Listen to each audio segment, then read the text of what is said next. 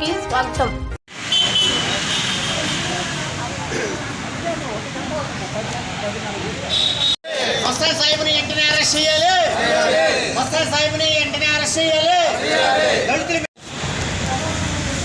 మీడియాలో వచ్చేది మాత్రం అవాస్తవం.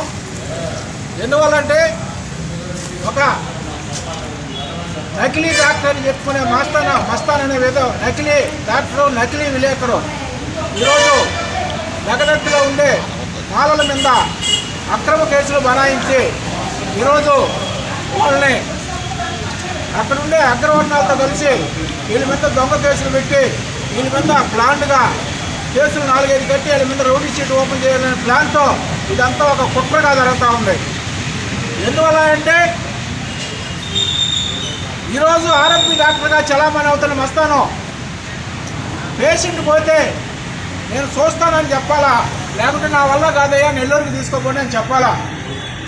ఈరోజు పేషెంట్ పోతే హాస్పిటల్కి పోతే నువ్వు ఒక మాలోడివి, నిన్ను చూసేది ఏంద్రా నేను, ఏదన్నా ఉంటే నీ పెళ్ళం చేరో మీ అమ్మ చేరో తీసుకొస్తే నేను కట్టుకట్టాను అనే విధంగా దళితుల్ని అవమానపరిచి ఈరోజు తాగిన మత్తులో వాళ్ళని అనవసరంగా రెచ్చగొట్టే విధంగా మాట్లాడి అది ఇది ఒక ప్లాంట్.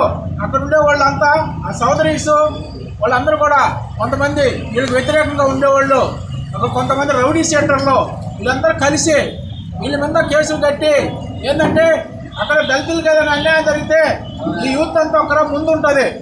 అలాంటి యూత్ని మనం కానీ అనిసేస్తే మనం ఏం చేసినా కూడా చెల్లుబాటు అవుద్ది అనే విధంగా అక్కడ దళితులకు ఇచ్చిన సీజేఎస్ పట్టాలు, సీజే పట్టాలు, అదేవిధంగా డీకేటీ పట్టాలు అన్నీ కూడా ఆక్రమించుకొని ఈరోజు చలామణి అవుతున్న అక్కడ ఇంతకుముందు విలేకరులుగా చేసిన వాళ్ళు ఇప్పుడు రౌడీ షీటర్లుగా ఉండేవాళ్ళు ఈరోజు దళితుల మీద దాడి చేసేదానికి కూడా చిత్తపడుతున్నారు అనే విధంగా మేము తెలియజేస్తా ఉన్నాం.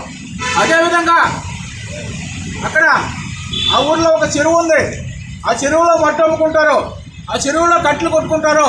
అవన్నీ పోయి దళితులు అడిగిన దానికి మీరేంది మా అర్జున వాళ్ళు ఉండే చెరువుకి కట్లు మీరు కొడుతున్నారనే విధంగా వీళ్ళ మీద దొంగ కేసులు సృష్టించి ఈరోజు వీళ్ళు 4-5 కేసులు పెట్టి వీళ్ళ మీద రౌడీ షీట్ ఓపెన్ చేసే విధంగా ఇక్కడ ప్లాన్లు చేసి ఈ మాలలను కూడా ఏం అడగకుండా చేయాలనే విధంగా ఇక దగదత్తులో ఈ నకిలీ విలేకరు, నకిలీ డాక్టర్ని సృష్టించి నకిలీ కేసు పెట్టేయడం జరిగింది. అందువలన ఇది వీళ్ళ మీద కేసు పెట్టి రాత్రి ఎట్టయినా రిమాండ్కి పంపాలనే విధంగా సాయశక్తులు అందరూ కూడా చాలా కుట్రలు చేసించారు.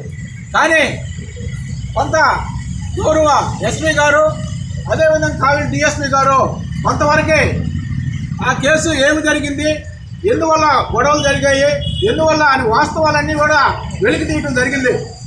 ఎందువల్లంటే ఇతనికి డాక్టర్ అనే ఇతని మీద చాలా కేసులు ఉన్నాయి. అక్కడ ప్రతి ఒక్క పోలీస్ స్టేషన్లో అన్ని కేసులు ఉన్నాయి.